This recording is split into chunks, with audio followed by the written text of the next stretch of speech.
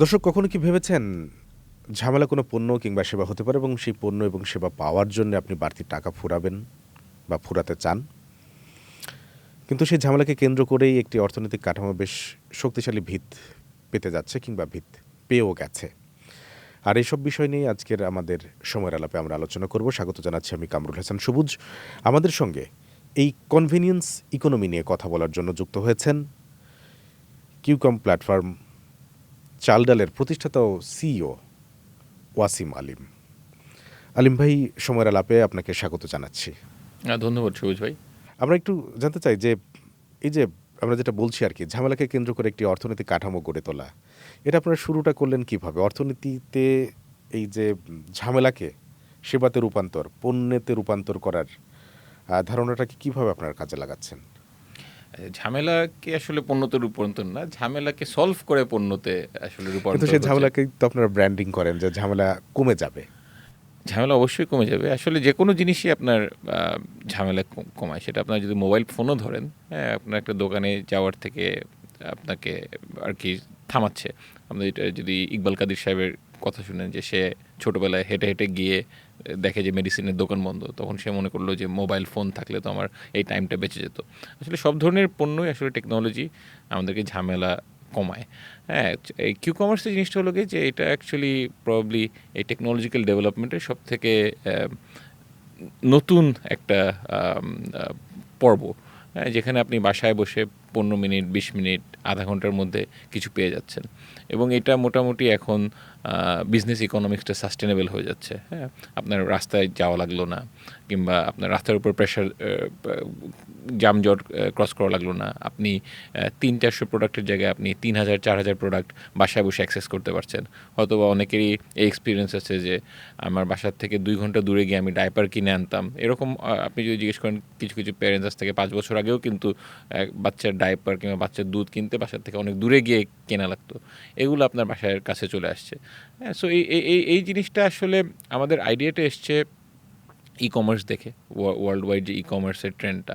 এবং ঢাকা শহরে যখন আমরা সলভ করতে যাই, তখন আসলে আমরা প্রথমে চিন্তা করি না যে আমরা 1 ঘন্টায় কি লেস দেন 1 আওয়ারে ডেলিভারি করব। এটা গিয়ে দেখি যে আমাদের ছোটো ছোটো ওয়্যারহাউস লাগে, এবং ছোটো ছোটো ওয়্যারহাউসে যদি পাশের বাসায় হয়, এখানে তো আসলে 5 মিনিটে কিংবা 10 মিনিটে ডেলিভারি দেওয়া যায়। সো আমরা তখন চিন্তা করলাম যদি দেওয়াই যায়, আমরা কেন চেষ্টা করব না। সো এটা আমরা যখন করছি তখন কিন্তু গ্লোবালিও কিন্তু এই জিনিসটা রিয়েলাইজেশন হওয়া শুরু করলো। আপনার অন্যান্য দেশেও 10 মিনিট আধা ঘন্টা ডেলিভারি শুরু হলো। সো আমরা একটা ট্রেন্ডের বলতে গেলে আমরা কিন্তু এই ট্রেন্ডের মধ্যে আর্লি, মানে গ্লোবালি এই ট্রেন্ডের মধ্যে চাল ডাল শুরু করে আপনার 2015 সালে 2 ঘন্টার মধ্যে ডেলিভারি, 1 ঘন্টার মধ্যে ডেলিভারি। গ্লোবালি কিন্তু এই জিনিসটা পপুলার হয় 2018-19 সালে। আপনি যদি কোম্পানিগুলো দেখেন, যে কোম্পানিগুলো এই কুইক কমার্সের লিডার, এরা কিন্তু চাল ডালের পরেই এসছে। সো এইভাবেই আর কি। এটা নিশ্চয়ই আপনাদের এই মডেলটা নিয়ে গর্ব করার মতো বিষয়। গর্ব আসলে তো রেজাল্টের উপরে, হ্যাঁ, কোনো কিছু আরেকটা জিনিস আছে, সেটা হচ্ছে যে আমরা যখন এই অনলাইন প্ল্যাটফর্মে অর্ডার করি তখন একটা সময় আস্থার একটা বিষয় ছিল।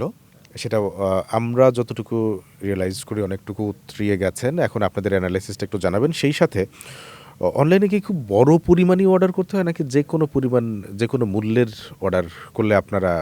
আমরা যখন শুরু করেছিলাম আমরা তো একটা 10 টাকার চিপসও ডেলিভারি দিয়ে আসছি, এবং এখনও আজকেও আমরা 10 টাকার চিপস ডেলিভারি দিচ্ছি।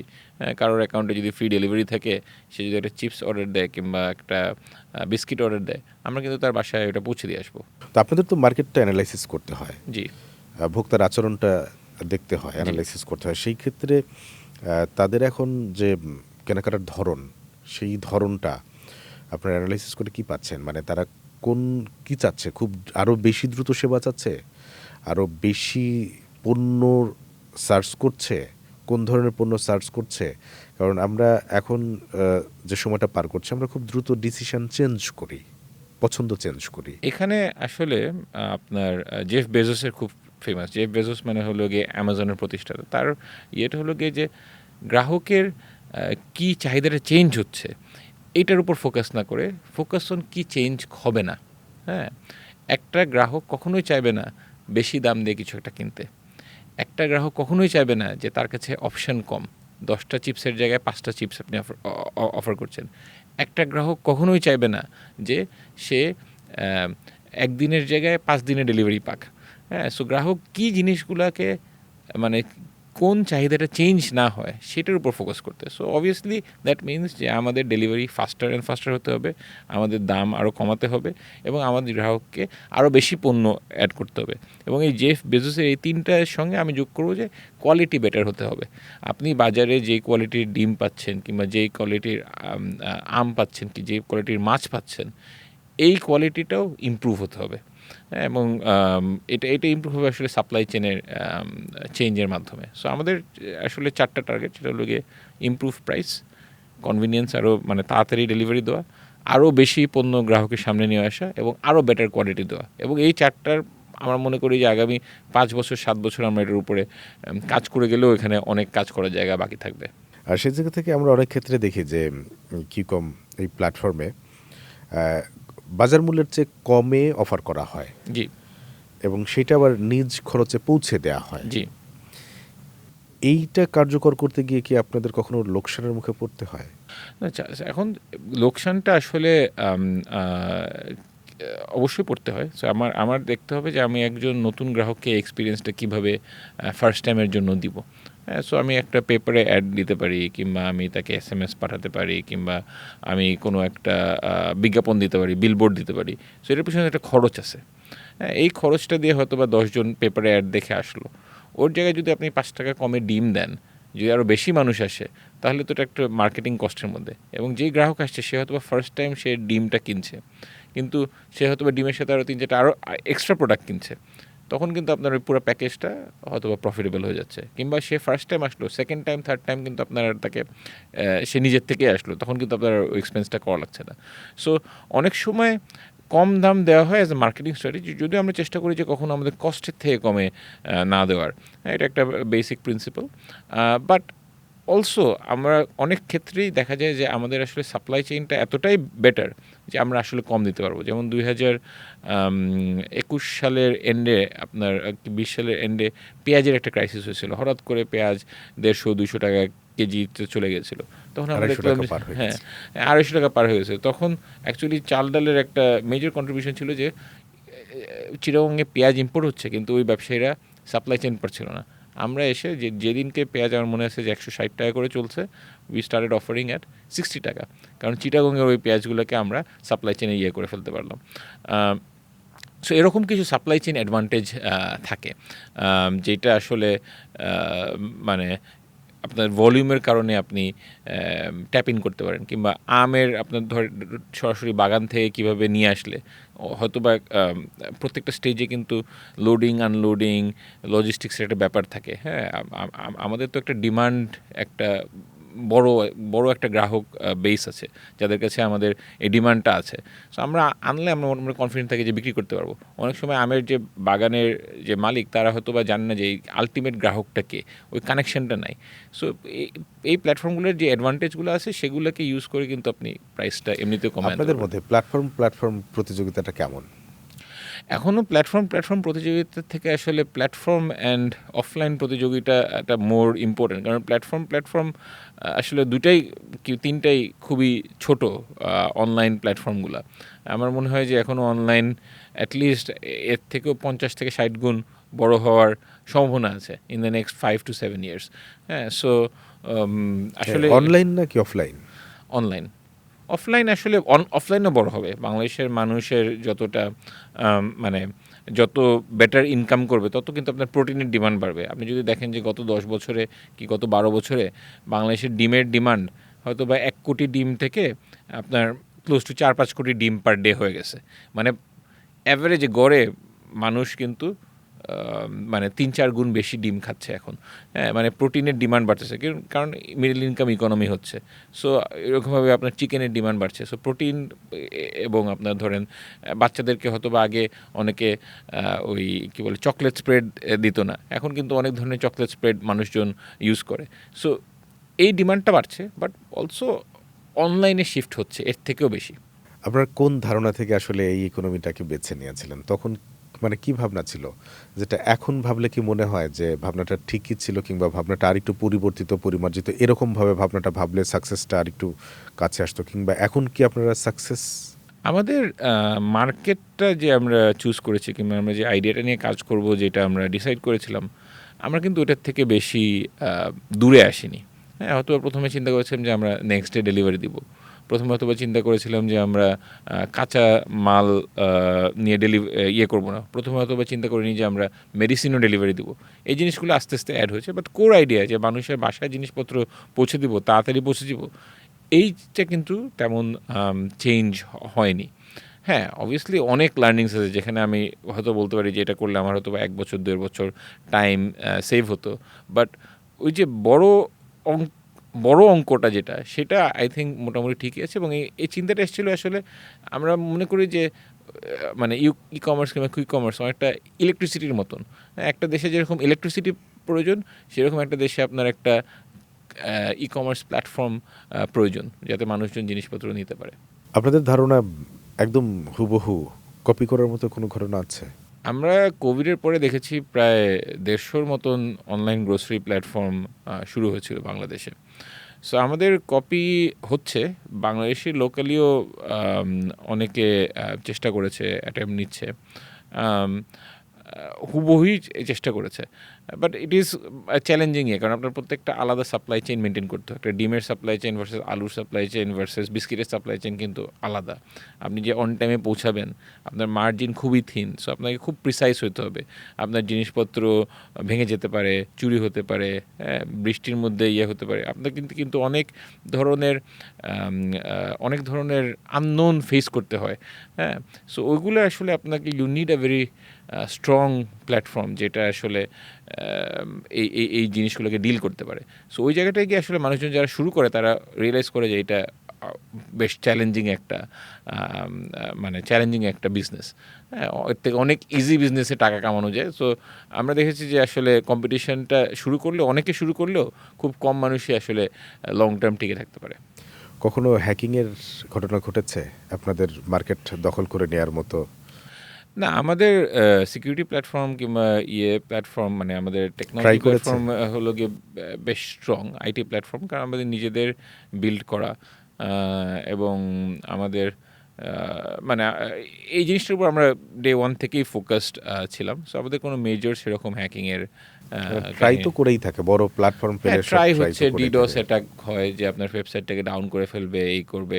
আমরা মোটামুটি এগুলো অনেকগুলোই ফেস করেছি, বাট মানে ওরকম মেজর কিছু আসলে হয়নি। গ্রাহকের তথ্যের সুরক্ষা দেওয়াটা অনলাইন প্ল্যাটফর্মের জন্য খুব বড় একটা ব্যাপার। এটাকে আপনারা তো খুব সুন্দরভাবে এতদিন পর্যন্ত করে আসছেন। এটা কতটা বড় বেশি চ্যালেঞ্জ কি? এটা আসলে মানে আপনাকে ওই ডিজাইনটা একটু স্ট্রং থাকতে হবে, যে এটা আসলে কতটা সুরক্ষিত। হ্যাঁ, সো এখন এই জিনিসগুলো যেহেতু বাংলাদেশে আরও স্ট্রংলি আসতেছে, আমাদেরও সিস্টেম আস্তে আস্তে আস্তে আস্তে ডেভেলপ করছে। এখন এটা যেটা সমস্যা হয় যে আপনি যখন একটা ছোট কোম্পানি, তখন কিন্তু আসলে আপনি এই জিনিসগুলোর ব্যাপারে আপনার ইনভেস্ট করা কিংবা সময় চিন্তা করার আপনার টাইম থাকে না। কিন্তু আস্তে আস্তে যখন এটা একটা এস্টাবলিশ প্ল্যাটফর্ম হয়, তখন এইটা আসলে নিয়ে চিন্তা করাটা আসলে খুবই ইম্পর্ট্যান্ট এবং খুবই ক্রিটিক্যাল। গ্রাহকের কোয়েরি পরিবর্তনটা কেমন দেখছেন? আপনারা যখন প্রথম দিকে ব্যবসা শুরু করলেন বা আমাদের দেশে যখন এটার প্রথম দিকে এলো এবং এখন তাদের যে চাওয়া। গ্রাহক ইজ লট মোর ডিম্যান্ডিং। হ্যাঁ, আগে হয়তো বা 3-4 ঘন্টা পরে দিলেই মানুষজন সারপ্রাইজ হয়ে যেত। এখন আপনি একটু লেট করলে কিন্তু নট অ্যাকসেপ্টেবল। হ্যাঁ, আপনার এবং গ্রাহক কিন্তু এখন আপনার মানে ট্রাই করতে আরও বেশি উৎসাহ বোধ করে। নতুন জিনিসপত্র অনলাইন প্ল্যাটফর্মকে ট্রাস্ট করে। হ্যাঁ, আমরা দেখেছি যে ক্যাশ অন ডেলিভারির থেকে আপনার বিক্যাশ কিংবা আপনার কার্ড পেমেন্ট, এই পরিমাণটা কিন্তু আস্তে আস্তে ক্যাশ অন ডেলিভারিটা কমে যাচ্ছে। এটা তো ট্রাস্ট করছে বলেই এটা হচ্ছে, না হলে তো আসলে হতো না যে অ্যাডভান্সে টাকা দিয়ে দিলাম, তারপরে জিনিস আসলো। এখন তো এটা হচ্ছে, এখন এটা হচ্ছে, এখন এটা ধরেন 30% তাও। তো সেই ক্ষেত্রে আরেকটা আছে, তো এই টাকাটা যদি মাঝখানে ব্লক করে রাখা হয়, আপনার কাছে পৌঁছালো না, গ্রাহকের অ্যাকাউন্ট থেকেও গেল, যখন ক্লিয়ার হয়ে গেল তখন ট্রানজ্যাকশনটা ক্লিয়ার হলো, এরকম? এটা আসলে পেমেন্টের অত বড় সমস্যা না। ওইটা যদি খুব ডিপ কোনো টেকনিক্যাল সমস্যা থাকে সেটা হয়, বাট তাছাড়া মোটামুটি বাংলাদেশের পেমেন্ট রেলগুলো মোটামুটি রিলায়েবল। ব্যাক করতে হয় কি কখনো? হ্যাঁ, ব্যাক করতে হয়, আমরা ব্যাক করছি। আমরা এরকমও হয় যে 12টা ডিম দিয়েছি, 2টা ভাঙা ছিল, তখন ওই 2টা ডিমের দাম আমরা ব্যাক করে দিই। এরকম তো আমাদের অহরহ হয়। এটা হতে হচ্ছে। তো সবকিছু মিলিয়ে আমাদের বাংলাদেশের যে এই কিউ.কম বলি বা এই আমরা সহজভাবে আসলে অনলাইন কেনাকাটা বলি, এই কেনাকাটার কি কোনো মাস কিংবা কোনো উৎসব কেন্দ্রিক তো অবশ্যই বাড়ে।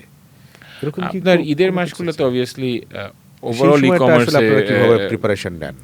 সেই সময় আমাদের সাপ্লায়ারদের সাথে কথা বলতে হয়, আগের থেকে স্টকিং করতে হয়, আমাদের মানে ওয়ার্কফোর্সকে আগের থেকে বলতে হয় যে ঈদের আগের দিন পর্যন্ত কিন্তু ডেলিভারি দিব। ঈদের চাঁদ রাতে আপনার সেমাই বানাচ্ছে এবং আমরা ডেলিভারি দিতে পারতেছি না, এটা কিন্তু এটা আমরা খুব সিরিয়াসলি নেই, কারণ ওই সময় সবারই একটা ডিমান্ড থাকে। সো ওই রাত্রে আসলে আমাদের পুরো টিম অ্যাক্টিভ থাকে, হ্যাঁ। এবং ঈদের দিনও আমরা ডেলিভারি দিই, বাট ওই দিনটা হলো কি ভেরি ডিফিকাল্ট, চাঁদ রাত। আর আপনার যেটা আমরা দেখেছি যে ঢাকায় দুইটা ঈদের মাঝখানে অ্যাকচুয়ালি ডিমান্ডটা একটু কম থাকে, এই সিজনালিটি। আর শীতকালে ডিমান্ডটা বাড়ে, আই থিঙ্ক মানুষজন বাসার থেকে বের হতে কম চায় হতো বা, সো এরকম কিছু সিজনালিটি আছে। রোজার মাসে ডিমান্ডটা বাড়ে, এটা গ্রোসারির ক্ষেত্রে। অন্যান্য আপনার ই কমার্সের ক্ষেত্রে আমার ধারণা যে ঈদের 2 মাসে আপনার মানে জামা কাপড়ের সেল এগুলো নিশ্চয়ই ইনক্রিজ করে। কেমন এখন এই প্ল্যাটফর্মগুলোতে ঝোঁক কেমন?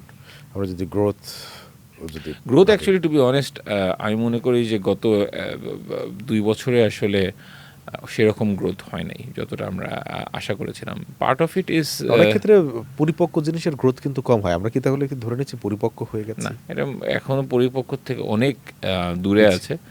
কিন্তু যেটা হচ্ছে যে প্ল্যাটফর্মগুলো আসলে অনেক এফিশিয়েন্টলি অপারেট করা লেগেছে, যে একটা টাইমে যেরকম আমাদের মার্কেটিং বাজেট কিংবা গ্রোথ বাজেট ছিল, সেই বাজেটগুলো কিন্তু এখন নেই, হ্যাঁ। সো ওইটা যদি ব্যাক করে তখন এটা মানে গ্রো করবে। অনেকটা বনসাই হয়ে গেছে জিনিসটা, বুঝছেন? মানে জিনিসটা ম্যাচিওর হচ্ছে, বাট এটাকে আরও অ্যাডপশন ফাস্ট করানোর ক্যাপাসিটিটা এই পলিটিক্যাল সিচুয়েশন বলেন, ম্যাক্রো সিচুয়েশন বলে, ওই জায়গাটা একটু ইয়ে আছে। মানে কোন ভাবনা থেকে আপনাদের মনে হলো যে আপনারা সবকিছু বাদ দিয়ে এটাই করবেন? এরকম কি শুরুর গল্পটা? আমাদের ভাবনা ছিল তখন যে ইন্ডিয়াতে ফ্লিপকার্ট, স্ন্যাপডিল, দুইটা বড় বড় ই কমার্স জায়েন্ট দাঁড়িয়ে গেছে। চায়নাতে আলিবাবা দাঁড়িয়ে আছে, প্রত্যেকটা দেশেই আমেরিকা অ্যামাজন দাঁড়িয়ে আছে। বাংলাদেশে কেউ না কেউ দাঁড়া করতে হবে, এবং এটা মনে হয়েছে যে একটা যথেষ্ট বড় তখন আপনারা ব্যবসা। কি করতেন? হ্যাঁ, তখন আপনারা কি ও করতেন? তখন আমি কাজ করতাম ক্যালিফোর্নিয়া, এবং আমার ফ্রেন্ড যে জিয়া, সে বাংলাদেশে একটা গার্মেন্টস ফ্যাক্টরি চালাতো, এবং আমাদের আরেক ফ্রেন্ড যে তেজাস, সে অ্যাকচুয়ালি ক্যালিফোর্নিয়া, আমি আর ও একসাথে কাজ করতাম। ও ইঞ্জিনিয়ার, সফটওয়্যার ইঞ্জিনিয়ার ছিল, আর আমি হলাম কি সফটওয়্যারগুলোকে ডিজাইন করতাম, হ্যাঁ। সো ওই সময় আমরা আর কি শুরু করি। তারপর আপনি চলে এলেন? চলে এসে এই জিনিসপত্র ছবি তুললাম, ছবি তুলে ওয়েবসাইটে দিলাম, ওয়েবসাইটে দিয়ে প্রথম দিকে কি মনে হতো যে বোধহয় ভুল হয়ে গেল ডিসিশনটা? এরকম কি কখনো মনে হয়েছে শুরুর আসলে দিকে? প্রথম দিকে আমার এটা মনে হয় নাই, এটা পরের দিকে মনে হয়েছে যে এত কষ্ট করে এখানে আরও এফোর্ট দেওয়া লাগবে। হ্যাঁ, এটা প্রথম প্রথম 5-10 বছর আসলে এটা মনে হয় নাই। পরের দিকে মনে হচ্ছে যে না, এখানে হয়তো বা এফোর্টটা আমার মনে হচ্ছে যে আরও একটা দেশে দিলে হয়তো বা ফাস্টার গ্রোথ হইতো, মানে সেম জিনিসটাই কিংবা প্ল্যাটফর্মটা আমরা আরও 2-3টে দেশে নিয়ে যেতে পারলে আরও বেটার হতো। আপনারা নগরের বাইরে যাচ্ছেন? আমাদের আসলে প্ল্যান নগরীর ভিতরেই, ঢাকা এবং চিটাগং। কারণ হলো কি, এটা একটা সাপ্লাই চেনের ব্যাপার আছে এবং এই ডেনসিটির ব্যাপার আছে, যে কাস্টমারের ডেনসিটি। আমাদের মেইন সিটির বাইরে আমি মনে করি এটা ভায়াবল, বাট ওইটা এখনও আসলে ঢাকা শহরটাকে ঠিকমতো না সার্ভ করা পর্যন্ত আসলে এটা ডাজেন্ট মেক সেন্স যে আমরা আরেকটা, মানে এটা আমাদের ফোকাসটাকে নষ্ট করে দেবে। গ্রোসারি তো খুব রিস্কি একটা বিষয়, বিশেষ করে যদি ওখানে কাঁচা পণ্য থাকে। হুম। এইটা যখন আপনারা শুরু করলেন, আপনাদের অ্যাড করলেন, সেই সময়টা কতটা রিস্কি ফিল করেছেন? আসলে তো প্রত্যেকজনই তো একটা অঙ্ক করে। আপনার যে বাজারে যারা সবজি নিয়ে ডিল করে, সেও তো একটা অঙ্ক করে যে আমি দিনে কতগুলা জিনিস বিক্রি করতে পারবো, হ্যাঁ। এবং অঙ্ক করার জন্য আসলে মানুষের থেকে কম্পিউটারের ব্রেইন বেটার। সো এখানে অনেক ধরনের computer mechanism, machine learning algorithm, বৃষ্টির দিনে কি হবে, ঈদের আগে কি হবে, দুর্গাপূজার আগে কি হবে, এগুলা কিন্তু আসলে, কিংবা নিউজ পেপারের রিপোর্টও অনেক সময় পড়া হচ্ছে যে কালকে এই ধরনের স্ট্রাইক হয়েছে, এটা কি হতে পারে, ইম্প্যাক্ট কী হতে পারে। ওই অ্যানালিসিসগুলো আমাদের মোটামুটি এখন স্ট্রং হয়ে গেছে, যেখানে আমরা আসলে আমাদের পণ্যর কোয়ালিটিও ঠিক রাখতে পারি, আবার বেশি নষ্টও না হয়। প্লাস আপনার তো প্রিজার্ভেশনের টেকনিকও ইমপ্রুভ করতে হবে, যে আপনি জিনিসগুলো কীভাবে রাখলেন, আলুটা কোথায় রাখলেন, পেঁয়াজটা কোথায় রাখলেন। এখানে কিন্তু অনেক সায়েন্টিফিক ব্যাপার স্যাপার আছে, হ্যাঁ, যে আপনার জিনিসগুলো কীভাবে ভালো মতন প্রিজার্ভ করবেন। হ্যাঁ, মানে প্রিজার্ভ মানে এই বলতেছি না যে আপনার এটা 1 সপ্তাহ রাখা, আমি বলতেছি যে একদিনের 1.5 দিন যদি যায় ইন দ্যাট কেস।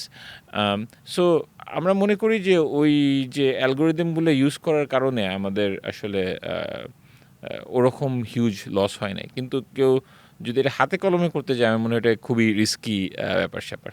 স্মার্টফোন এবং ইন্টারনেটের যে ব্যবহার এবং সহজ প্রাপ্যতা, সহজলভ্যতা, এইটা আপনাদেরকে আসলে কতটা সহযোগিতা করছে এই মার্কেটের জন্য, এবং এটা কি আরও সহজলভ্য হওয়া উচিত? এইটা আসলে এখন বাংলাদেশের এটাই হলো গিয়ে নতুন রোড ইনফ্রাস্ট্রাকচার। হ্যাঁ, এখন আমি তো মনে করি যে এই যে স্মার্টফোনের উপরে ট্যাক্স কিংবা ইন্টারনেটের যেই খরচ, এটা যদি আমরা কমায় দেই, এটা হয়তো বা সরকারের 5-7 হাজার কোটি টাকার রেভিনিউ লস হবে। কিন্তু এটার কারণে যে আপনার যে রোড ইনফ্রাস্ট্রাকচারের উপরে যে লোডটা কমে যাবে, সেটা কিন্তু আরও সিগনিফিক্যান্ট। কারণ আপনার হয়তো বা 1-2 কিলোমিটার রাস্তা বানাতেই তারা 100-150 কোটি টাকা খরচ করে ফেলতেছে। হ্যাঁ, কিন্তু আমাদের এই স্মার্টফোনটা যদি মানুষের কাছে যায়, তাহলে কিন্তু ওই স্মার্টফোনের মাধ্যমে সে এডুকেশনও পাচ্ছে, সে মেডিকেল চিকিৎসাও পাচ্ছে, সে ধরেন আপনার কমার্সও পাচ্ছে। তার কিন্তু মানে মুভমেন্ট করা কিংবা মুভমেন্টের রিকোয়ারমেন্টটা অনেক কমে যাচ্ছে। তো স্মার্টফোন এবং ইন্টারনেটকে যত সস্তা করা যায় তত ভালো আমাদের দেশের জন্য। আমরা তো এটা দেখছি যে আপনাদের মোটামুটিভাবে রান্নাঘরের নিয়ন্ত্রণ কিংবা রান্নাঘরের নির্ভরতাটা অনেকটাই আপনাদের উপর চলে আসছে। এখনো অনেক কম, হ্যাঁ। এখনও অনেক কম, কিন্তু আসছে। এইটা মানুষের যে স্বাভাবিক জীবনযাপন, আপনাদের কাছে কি সেই অ্যানালাইসিস আছে যে এটা খুব সহজে পেয়ে যাচ্ছে, বাকি সময়টা সে কি করছে? এরকম কি কোনো অ্যানালাইসিস বা কোনো সমালোচনা বা কোনো থার্ড পার্টির অ্যানালাইসিস এখন দেখেন, মানুষের তো হয়, মানে ওই সময়টা সে কি করছে হ্যাঁ, বাজারে হয় গেলে তো অনেক মানুষ সময় কাজ লাগতো। করবে, না হলে সে মানে আগে মানুষ মানে বাংলাদেশের মানুষের অনেক বোর্ড হইতো। আমি মনে করি যে ছোটোবেলায় আমি বসে থাকতাম, হ্যাঁ, বাসার মধ্যে 2 ঘন্টা, মানে কিছুই করার নাই, হ্যাঁ। এখন কিন্তু মানুষ এত বোর্ড হয় না, কারণ কি ইন্টারনেটের কারণে আসলে আমাদের এন্টারটেইনমেন্ট, আমাদের ইনফ্যাক্ট ওই বোর্ডম ফিল করারও হয়তো বা জায়গাটা অনেক কমে গেছে। আম, আমি যেটা মনে করি যে এই যে অল্টারনেটিভ, ধরেন ইউটিউব বলেন কিংবা নিউজ বলেন, এই যে এই মাধ্যমগুলো, এগুলোর মাধ্যমে এগুলোতে মানুষ ইন্টারাক্ট করতে পছন্দ করে। হয়তো আগে হয়তো বা আপনার বাজারে গিয়ে 2-3 জনের সাথে গল্প করতে মানুষের ভালো লাগতো, সেটা এখন হোয়াটসঅ্যাপেই হয়ে যাচ্ছে, হ্যাঁ। সো আমরা যেই টাইমটা সেভ করছি, সেটা আসলে মানুষ অনেকভাবেই ফিল আপ করে ফেলতেছে, এবং এটা আসলে এটার চাহিদা আসলে আরও বেশি। হ্যাঁ, সে হয়তো বা 2 ঘন্টা হোয়াটসঅ্যাপে খরচ করতে চাচ্ছে, সে হয়তো বা 4 ঘন্টা হোয়াটসঅ্যাপে খরচ করতে চায়। সেই জায়গা থেকে আপনাদের যে এখন নেক্সট প্ল্যান, নতুন মডেল, তো এই মডেলটাই তো সবসময় পরিমার্জিত, পরিশীলিত, পরিবর্তিত, যেভাবে চেঞ্জ হচ্ছে এখন, সামনের দিনের ভাবনাটা আপনাদের কোনগুলো অ্যাডাপ্ট করার, এরকম কি আমাদের কিছু আছে? আসলে গ্রোসারির উপরেই ফোকাসটা থাকবে। আমরা হয়তো আস্তে আস্তে আরও কিছু ক্যাটাগরি, যেমন মেডিসিন অ্যাড করেছি, এরকম যেটা আপনার নিত্য প্রয়োজনীয় জিনিসপত্র আরও হয়তো বা আমরা কিছু অ্যাড করব।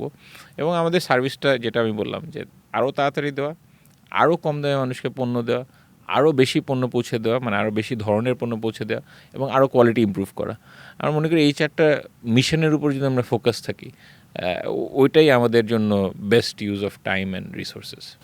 আপনারা যাদেরকে দিয়ে পৌঁছিয়ে দেন, তাদের উপর আস্থা রাখাটা তো খুব বড় একটা ব্যাপার।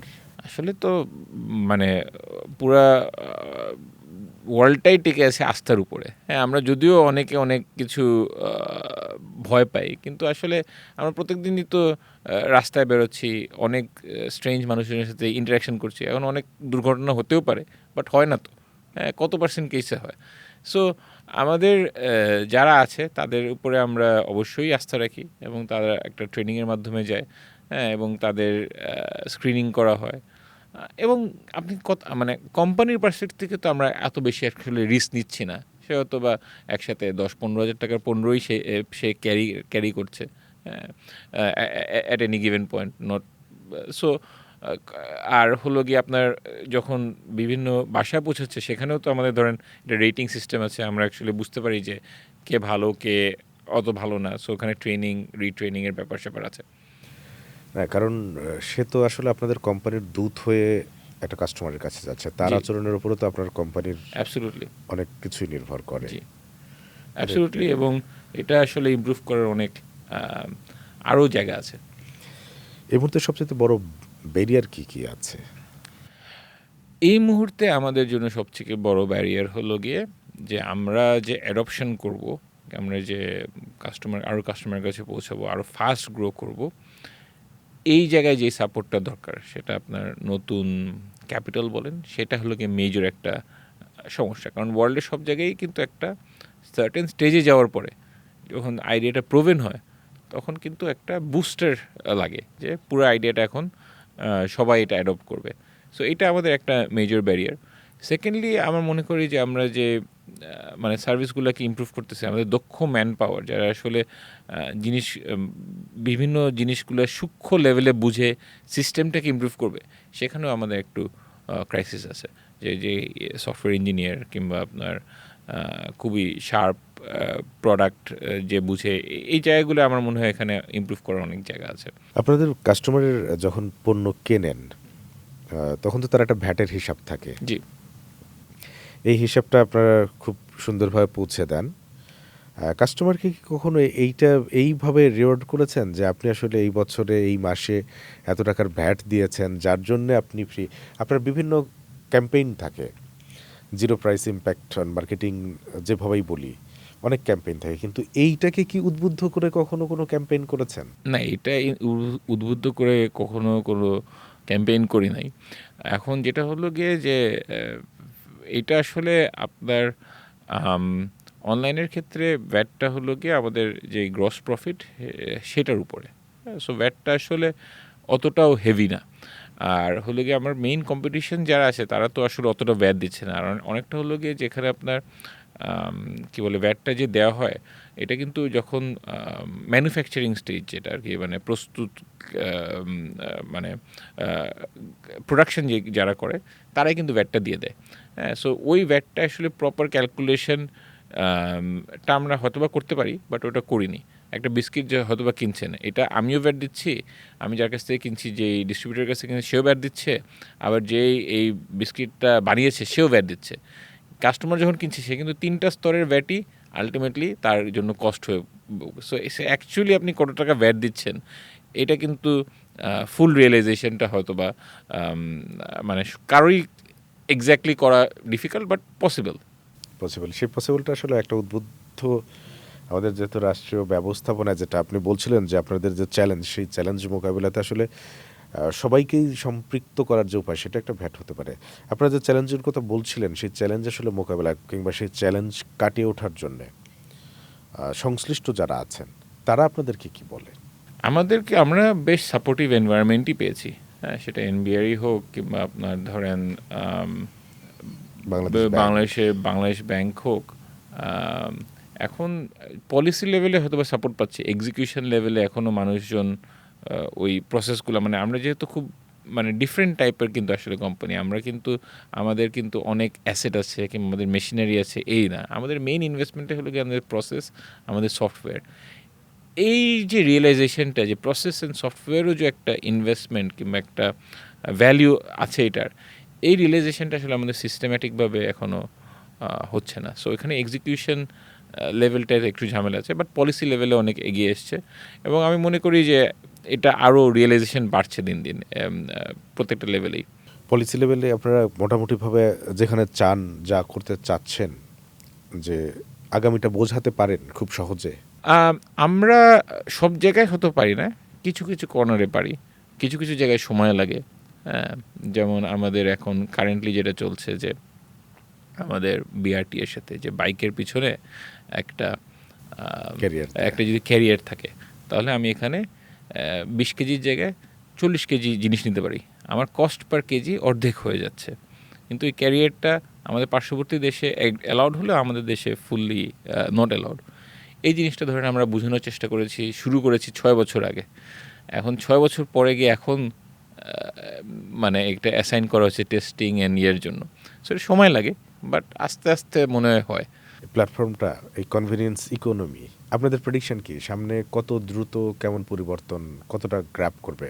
এটা আসলে ডিপেন্ড করে মানে এটা আসলে খুব তাড়াতাড়ি গ্র্যাব করে ফেলার কথা। হ্যাঁ, যে আপনি যদি ধরেন যে আমাদের পাশের দেশ এই ইন্ডিয়া, তাদের ওখানে এখন প্রায় প্রতিদিন কুইক কমার্সেই আমার মনে হয় 30 লাখ ডেলিভারি হচ্ছে। 30 আমাদের কুইক কমার্স সে হয়তো বা 15,000। সো 30 লাখ আমাদের এখানে হওয়া উচিত 3 লাখ। সো আপনার এখানে কিন্তু আমি মনে করি 15,000 থেকে 3 লাখ হয়তো বা 3 থেকে 4 বছরেই যাওয়া সম্ভব। তারা কিন্তু আমাদের পরে শুরু করছে কুইক কমার্স ইন্ডিয়া। আমরা এই যে যেতে পারছি না, আবার হচ্ছে বেশ অনেকটা আস্থা অর্জন করে ফেলেছি, তাহলে কি এতদিনে প্ল্যাটফর্মটা রেডি হলো?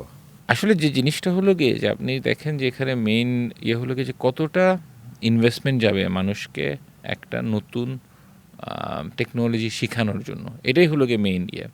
তো আপনি যদি ধরেন যে ইন্ডিয়া কিংবা ইন্দোনেশিয়া পার ক্যাপিটা, হ্যাঁ পার ক্যাপিটা ধরেন আমরা একটা হিসাব করি না যে বাংলাদেশে রাস্তা বানাতে 1 কিলো রাস্তা বানাতে এত $1 মিলিয়ন খরচ হয়, ইন্ডিয়াতে খরচ হয় কম, এটা একটা মেজারমেন্ট না? সেরকমভাবে আপনার একটা টেকনোলজি অ্যাডপ্ট করতে কীরকম খরচ হতে পারে। সো ইন্ডিয়া যেমন ই কমার্স কিংবা টেকনোলজি অ্যাডপ্ট করতে প্রায় $100 পার ক্যাপিটা খরচ করে ফেলেছে। হ্যাঁ, $100 পার ক্যাপিটা। সেই কম্পারেবল নাম্বার বাংলাদেশে হলো গিয়ে মাত্র $2 থেকে $2.5। আমাদের অত টাকা লাগবে না, কারণ আমরা ওদের থেকে আমরা মনে করি আরও এফিশিয়েন্ট। হ্যাঁ, সো বাট ওই 2.5 থেকে হয়তো বা আপনার এখানে $5-7 তো লাগবে to get to that level of adoption. So ওই যে আপনার রিসোর্সটাকে দিতে হবে, ওইটা কিন্তু আসলে আপনার যথেষ্ট সিস্টেম্যাটিক ফ্লো নেই। হ্যাঁ, যেটা ইন্ডিয়াতে হয়েছে যে ইন্ডিয়াতে আপনার ই কমার্স সেক্টরটা কিন্তু বাইরের ফান্ডিংয়ে অনেকটা দাঁড়িয়েছে। অ্যামাজন কিংবা ওয়ালমার্ট এরা এসে কিন্তু এটি লোকাল ফান্ডিংয়ে কিন্তু দাঁড়ায় নাই। বাংলাদেশে ওই যে বাইরের যে ফান্ডিংটা ওইটা কিন্তু অতটা আসেনি। ইনফ্যাক্ট আপনি যদি চায়নাও ধরেন, চায়নাও কিন্তু আসলে আলিবাবা কিংবা টেনসেন্ট এই দুটো কোম্পানি কিন্তু দাঁড়িয়েছে ইন্টারন্যাশনাল ফান্ডিং দিয়ে দাঁড়িয়ে প্ল্যাটফর্ম দাঁড়া করার পরে তারপরে লোকালাইজড হয়েছে। সো বাংলাদেশে যেহেতু ফরেন ফান্ডিং আসেনি এবং লোকাল যেই ফান্ডিংটা আছে তারা কিন্তু আসলে এই জিনিসটার সাথে কানেক্ট করতে পারে না। যে আসলে তারা বুঝে না যে এটা কী লেভেলে নেওয়া সম্ভব। সো ওই জায়গাটা, ওই গ্যাপের মধ্যে কিন্তু আমাদের লোকাল ইন্ডাস্ট্রিটা আটকে আছে। ওই গ্যাপ আপনারা যখন দেখছে যে আসলে টেকসইভাবে আগে যাচ্ছেন, জি, প্ল্যাটফর্মের যে আস্থাহীনতা ছিল প্রথম দিকে সেটাও কেটে গেছে, এখন তো এই গ্যাপটা কেটে যাওয়ার কথা। রাজনৈতিক কিছু ব্যাপার স্যাপার আছে যে আপনার এখানে তো আসলে এটা শুধু একটা সেক্টর না। আপনার হয়তো বা গত 1.5-2 বছর ধরে এবং আপনি যখন অর্থনীতিতে ডলারের ক্রাইসিস যখন হলো, হ্যাঁ, তখন থেকে শুরু করে অ্যাকচুয়ালি আপনার কিন্তু বাংলাদেশে ওভারঅল ইনভেস্টমেন্টের একটা লিমিটেশন চলে আসছে। এবং এখন ধরেন ব্যাংকিং সেক্টর যেরকম একটু ব্যাকফুটে আছে, হ্যাঁ, কিংবা গত 1.5-2 বছরে ছিল, এই কারণে আসলে এই জিনিসগুলো একটা ওভারঅল ম্যাক্রো ট্রেন্ডের উপর দিয়ে যাচ্ছে আমার ধারণা। এবং আপনাদের এখন কি তাহলে সবচেয়ে বড় ইনভেস্টমেন্ট ব্যারিয়ারটাই বড় হয়ে আছে?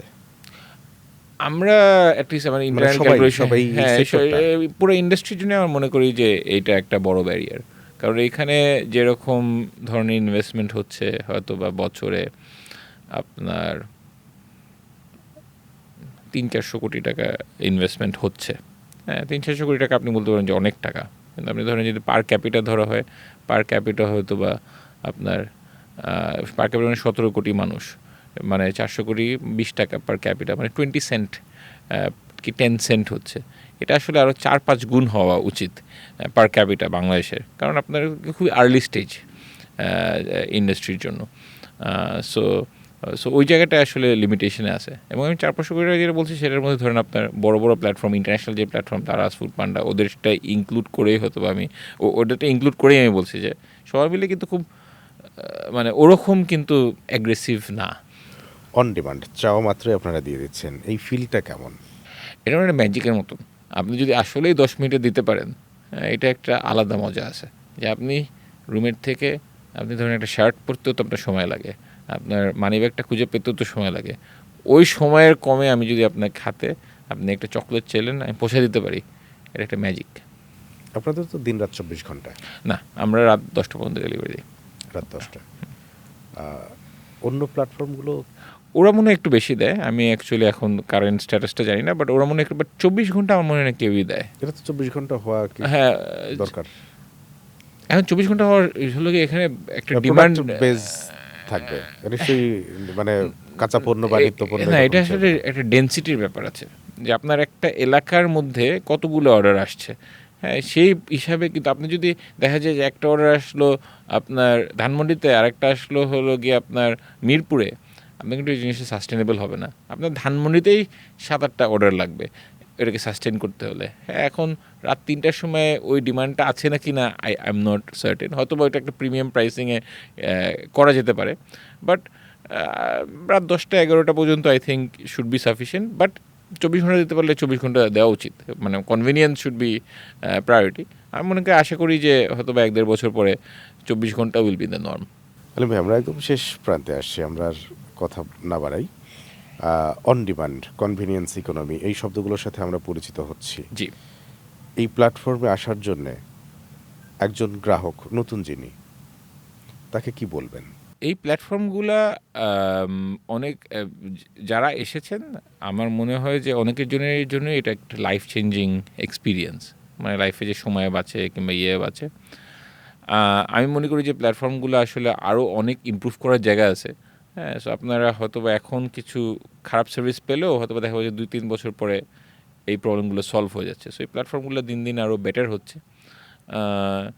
এবং আম, এটাতে আপনি যখন ওই এক্সট্রা টাইমটা পাচ্ছেন, ওইটা কিন্তু আপনি অন্য কাজে স্পেন্ড করতে পারছেন, যে আপনি বাচ্চার সঙ্গে হয়তো বা সময় দিতে পারছেন, কিন্তু আপনি আপনার ফ্যামিলি, আব্বা আম্মা সাথে কথা বলতে পারতেছেন। এটা কিন্তু খুবই ভ্যালুয়েবল। মানুষজন অনেকে কিন্তু বাচ্চা কাচ্চার সাথে যথেষ্ট সময় দিতে পারে না। হ্যাঁ, আলিম ভাই, আমাদের এই সময়ের আলাপ আসার জন্য আপনাকে অসংখ্য ধন্যবাদ। আমরা পরবর্তীতে হয়তো অন্য কোনো বিষয় নিয়ে, আরও অনেক বিষয় আছে যেগুলো জনসম্পৃক্ত, যেগুলোর সাথে আপনারা কাজ করছেন, যেগুলোর বেটার সার্ভিস নিয়ে আপনারা ভাবছেন, সেগুলো জানবো। আজ এ পর্যন্ত শেষ করছি। জি, থ্যাংক ইউ। দর্শক, আমরা কথা বলছিলাম যে মানুষ আসলে মানুষের তার দৈনন্দিন জীবনের যে সময়কে উপভোগ করতে গিয়ে একটি অর্থনৈতিক কাঠামো কীভাবে শক্তিশালী করে ফেলছে, কীভাবে শক্তিশালী হচ্ছে, তার যে প্রত্যাশা, সেই সেবাটা আরও দ্রুত পাক, আরও দ্রুততর হোক, সেই প্রত্যাশায় শেষ করছি আজকের সময়ের আলাপ। সঙ্গে থাকুন সময়ের।